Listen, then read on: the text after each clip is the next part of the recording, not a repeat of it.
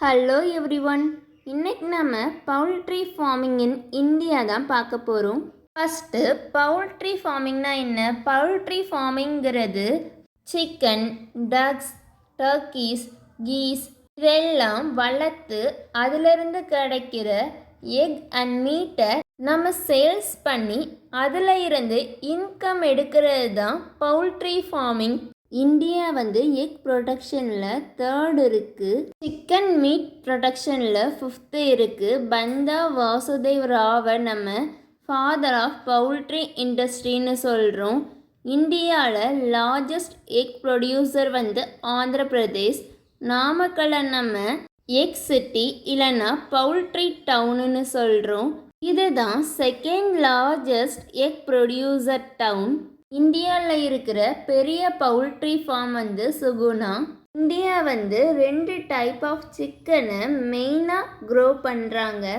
ஒன்று பிராய்லர்ஸ், இன்னொன்று லேயர்ஸ். பிராய்லர்ஸுங்கிறது மீட்டுக்காக வளர்க்குறது, லேயர்ஸ் எக்குக்காக வளர்க்குறது. இந்தியாவில் உள்ள மோஸ்ட் பாப்புலர் ப்ரீட்ஸ் என்னலான்னா அசைல், கடக்நாத், நிக்கோபாரி. இந்தியாவில் 150 மில்லியன் லேயர்ஸ் இருக்குது, 650 மில்லியன் பிராய்லர்ஸ் இருக்குது. இந்தியா மீட்டை 70 கண்ட்ரிக்கு எக்ஸ்போர்ட் பண்ணுது. இந்தியாவில் எக் 75% வியாபாரமாக பண்ணுற இடத்துலேருந்து கிடைக்கிது. மீதி 25% நம்ம வீட்லையோ இல்லை வீட்டுக்கு பின்னாடி உள்ள இடத்துல வளர்க்குறதுல இருந்து நம்மளுக்கு 25% எக் கிடைக்கிது. இந்தியாவோட ஜிடிபியில் 70,000 crores பவுல்ட்ரி ஃபார்மிங்கில் இருந்து கிடைக்கிது. இது 4 மில்லியன் பீப்புளுக்கு மேலே வேலை வாய்ப்பை கொடுக்குது.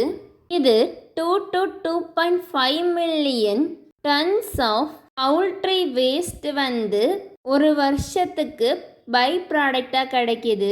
அவ்வளோதான். தேங்க்யூ. தேங்க்ஸ் ஃபார் வாட்சிங் and don't forget to subscribe our channel.